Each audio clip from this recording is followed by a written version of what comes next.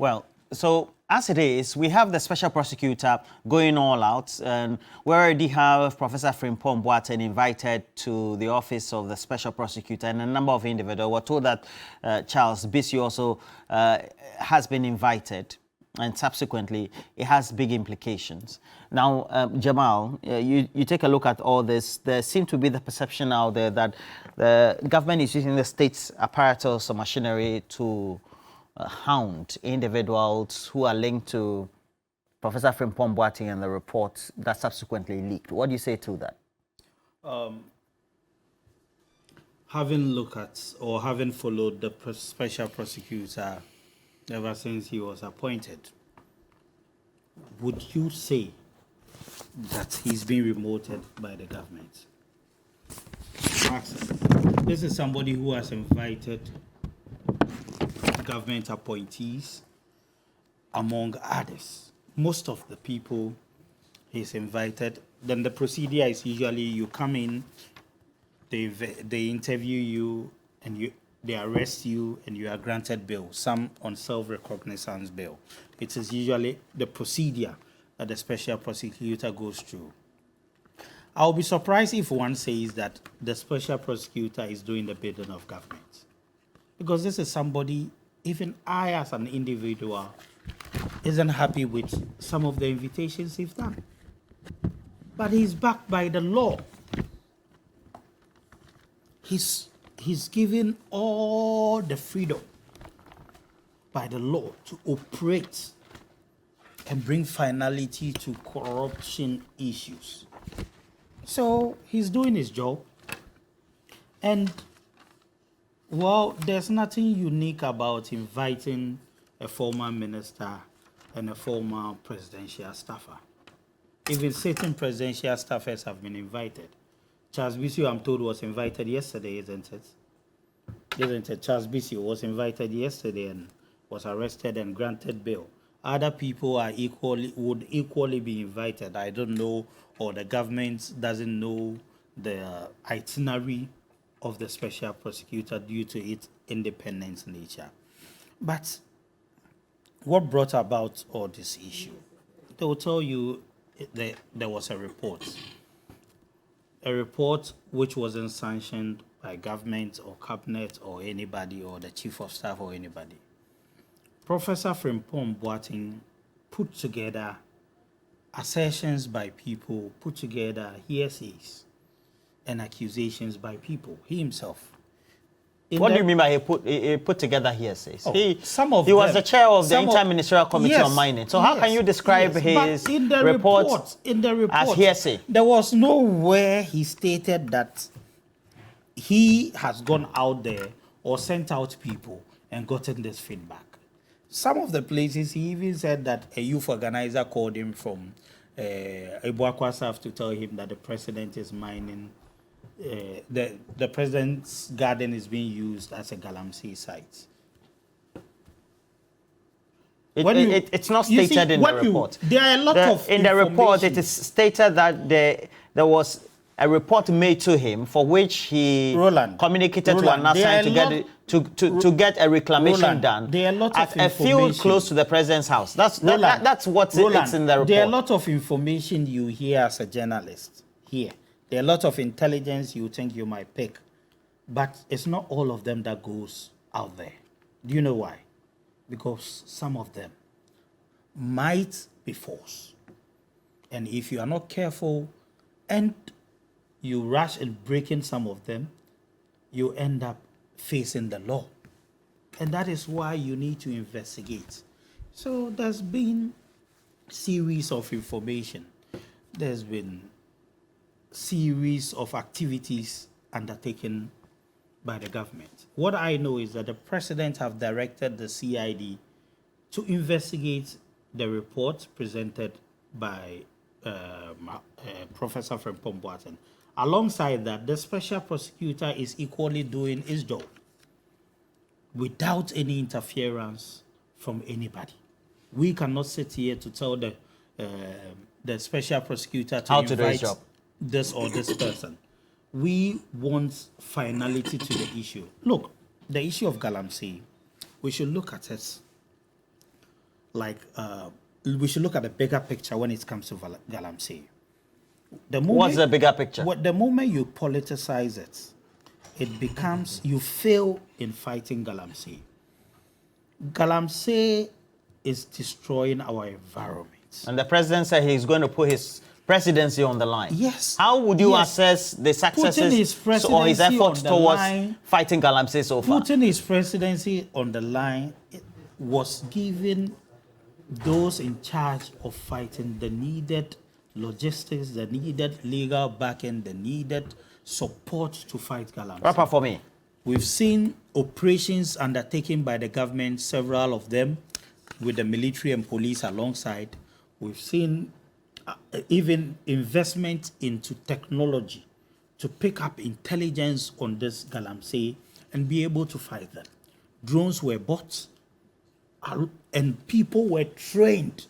But you see, you cannot fight Galamsey when people voluntarily do not give information. It is an illegal act. Is that what is happening? It is an illegal The government and state machinery is not able to investigate all the illegal activities of mining that is resulting in the pollution. The government's responsibility is to support by, first of all, not interfering in the work of agencies that have to investigate and prosecute such people. So the government is not interfering in the activities of the police, neither would it interfere in the activities of the special prosecutor in ensuring that we are able to fight Galamsey. How would you describe how Professor Frimpong Boateng is being treated currently? Ron, listen. So, you see, when you're dealing with these are half brothers, and I say they are half brothers because I see Ghana as a family. When you're dealing with them, do not for a minute think that you're dealing with creatures, of logical reasoning, like, human beings who basically have the time to reason through issues. What do you mean by that? I'm bringing you. These are people motivated by prejudice, greed, envy. It's just amazing what they can do. Look, when we're growing up, when you have a son or a daughter, and every day someone comes home and says, oh, this your girl, I saw her in a club. Oh, it's not true. The following day you hear, oh, this your girl, I saw her in circle with some, oh, it's not true. The day you realize it is true is the day you see the pregnancy. This is dumb. Oh. Nyantechi is not true. Listen to me, Charles Bisu, not true. Alistair Matthias, not true. Anas Armiao, even though the president indicated that I would use the Anas principle. The WAP logic, the only time they come after you is when you get to them. Is when you come after them. It's when you speak the truth after them. You are saying they're coming after Professor Frimpong Boateng. Is that what you are insinuating? That is what I believe, and that is what a lot of people believe. I'll tell you something, Roland. We were in this country. Everybody knows that if I suspect, and why we have a constitution and why we do investigations and why we do undercover investigations is because if I walk to you, Roland, and I suspect that you're doing something untoward, I certainly will come to you and say, Roland, have you killed a person before? If I ask you, have you killed a person before? Even if you have you killed a person before? I'll tell you no. So you're saying it's a logical reasoning. You cannot expect government to say, yes, of course, we are the ones hunting him. Certainly not. Again, that is why we do undercover investigations. Because you want to find out, you want to get the person at a place where the person can be able to speak to the issues as they are. Alistair Matthias, it's a lie. Professor Frimpong Boateng, it's a lie. Listen, every time the NDC had an opportunity to solve a problem in this country, we have done it beautifully. The MPP has not succeeded in solving one legacy problem in this country. I can sit here in the top of my head and mention one thing and then tell you how we've dealt with it. Like what? Okay, let's go to energy. In 2013, when this country had the energy report, which indicated that we needed to do something about capacity, our energy capacity. We needed to do something about fuel. We needed to do something about, capacity fuel, the third thing, which is funding. What did the NDC do? In 2014, when we were hit, monies dropped, taxes were not coming, things were messy. Tailors, barbers, everybody, all of us in a mess. Listen to what the president did. He sat back, he said, look, we needed to tackle this issue and deal with all these three things head on. We didn't go to Akosobo to go and pray. No. Let's pray for water. No, we didn't do that. We started with Ameri. Capacity, Ameri. Car power. Things they spoke about. Things, all of that. You know, they came and spoke back and forth and basically just threw it, poo-pooed it. Today they have extended car power beyond what we did 5 years, and they have actually signed another one. You say we didn't solve them, but there's excess capacity. What does it mean to have excess? So you say there is excess, we have excess capacity, but we haven't solved it. We didn't stop there. No, Roland, I'm coming. We didn't stop there. The former president at the point in time, at that time, you wake up in the morning, you see him, the man has gray hair. This is how worried he was. We didn't stop there. We said, let's solve the issues of gas. We started what? The Sankofa, the Jinyame, the Eni. You understand what I'm saying? So we don't need to rely by 2018. We're talking on about West African. Professor Frimpong Boateng. No problem. And this allusion is because Galamsey is a problem, they're not able to solve it. That is what I'm telling you. I'm telling you that they have not succeeded in solving any problem. Let me mention one. One problem. Free SHS is supposed Please, it's a mess. That is the, Well, that we're is the not one. discussing. Exactly. That is the one you don't even want to hear. Your children are not When we benefiting. listen, after dealing with the issues of gas, what did we do? We gave you the issues of funding. We decided to do what you call it. So your point is what about this Frimpong Boateng issue? I'm saying that they are after him, and it is okay for them to go after him. But we're saying that the people of Ghana can read between the lines.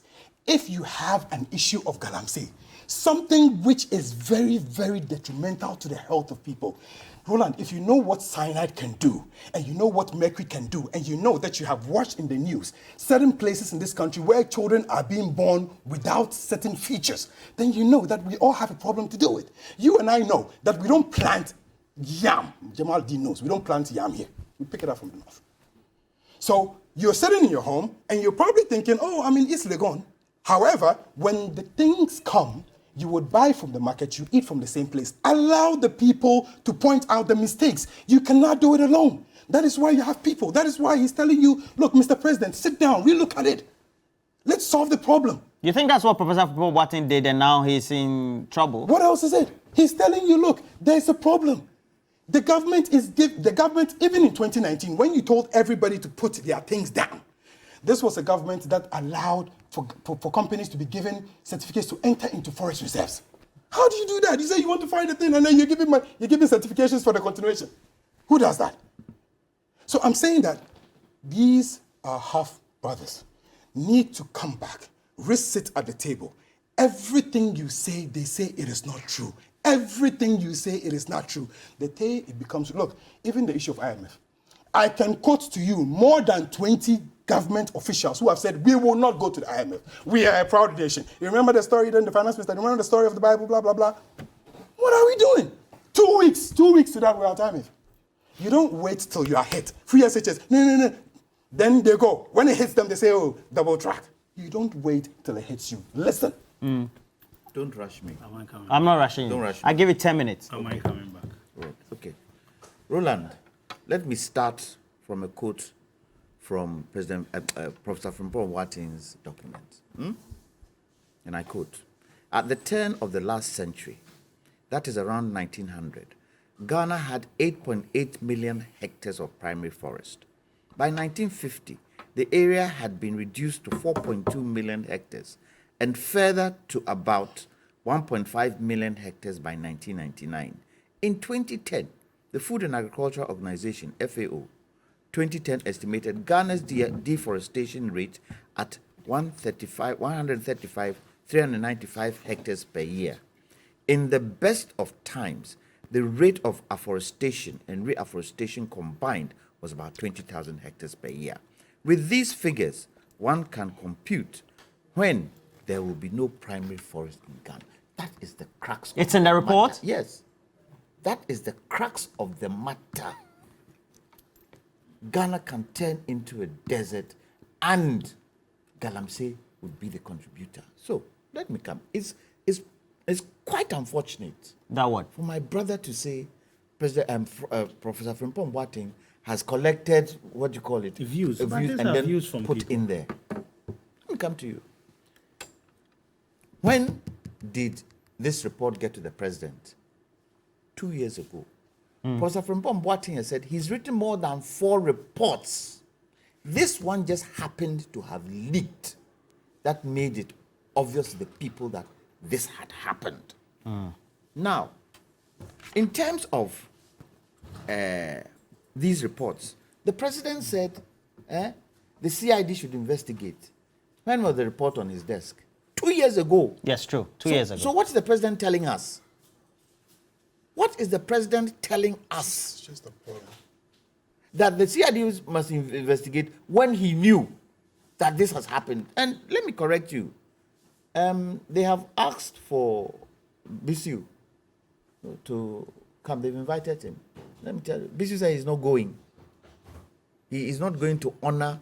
He's been running. He's not going to honor that call from the special prosecutor. So he hasn't been interviewed as yet. And he has his reasons why.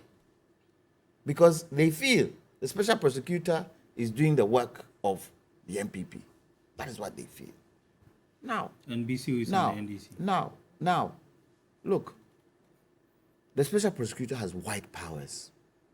According to the Aga establishes. Yes, according to his act, he has wide powers, powers of the police, powers of the Yoko. He can use those powers as and when he feels fit. Okay. But those powers, when he's using it, he should use it such that people have confidence in him. So, he arrested Professor Frimpong Boateng. Did he charge him? Well, he's been given bail, so certainly there should be a charge. A policeman, CID walking here. Roland, we are arresting you. What would you ask him? What's my offense? Exactly. Did they give Professor Frimpong Boateng a charge? No. Yes, certainly. So. No, they didn't. No, didn't. He wasn't charged. He hasn't been charged. So what's the essence of that arrest? What is the real essence of that arrest? And I understand they've arrested some others. They have charged them. But if you say it's because of corruption, then charge him.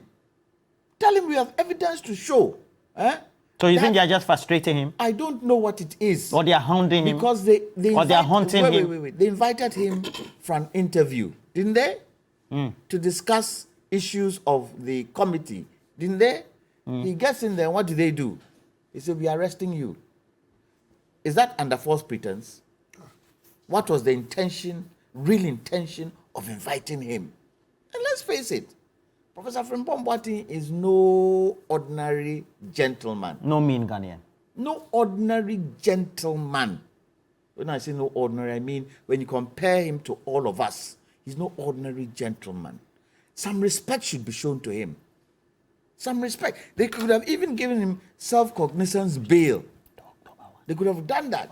They could have told him that it was self-cognizance bail. I mean, why should he wait for somebody to come and bail him for 2 million cedis? Why? He is. Please continue. You are distracting me. No, because your time is up. Me. Your 10 minutes is up. Okay. Look, this Galamsey thing, there are two things that will sink this country that I feel this government really isn't taking control of. Galamsey is one of them. Corruption is the second one. Corruption is built into Galamsey and vice versa. The third one is political party funding. That's the third one. Galamsey, when you look at politicians who are into it, they are into it because of what? When President Frimpong was interviewed this week, what did he say? He doesn't really think this thing would end because we're in a political season. Politicians need money. Why is he saying that? Why is he saying that? His heart is in Ghana. He wants the right. We all want the right thing to be done. Where Galamsey is today is getting worse, and there's something about it on an end. Do you think that his own government is witch hunting him? I don't know, but it could be. Because I would have thought the president, on receiving the numerous reports from him, he would have set a committee or commission up right now to go into the details of what he's written. And if corruption is shown with regards to that results of that committee and verdicts of that committee, the special prosecutor can come in and do his work. All right. What if in the end it goes to court and it's shown that there was no corruption? What happens? Don't be hitting your phone when you're talking. I was quiet. Your watch. If it's shown that nothing like that has happened, what happens? Whose egg is on whose face? Let's do Right now, things- who do you let's think do has egg on their things face? Right. Who do you think has egg on their face? Right now, with regards to what? The poor management of Galamsey. the president. All right. So I have a couple of your... He's the leader. I have a couple of your messages. So I have Evans Blay. He says that there is nothing stopping the government from acting and making sure that Galamsey is nipped in the bud. It is pure failure on the part of the President Nana Addo Dankwa Akufo-Addo. We also have a message from Kingston Besap Asemega, who says special prosecutor working for Gabio Chudakun and Sakawa Mafia. I thought you were giving me. All right. No, we're close. Let me. I have this one from Imelda Nassar, who is wishing a regular watcher of our show You give me 30 seconds. a speedy recovery. Come back in. Now we have 30 seconds to rebut certain claims. we have Jeftat Davis. He says that the Frimpong Boateng report says in a certain region there are more NDC people in Galamsey than MPP. In all the regions. And then Whose responsibility is to arrest them? It's very funny when you listen to them talk like this. So Kasim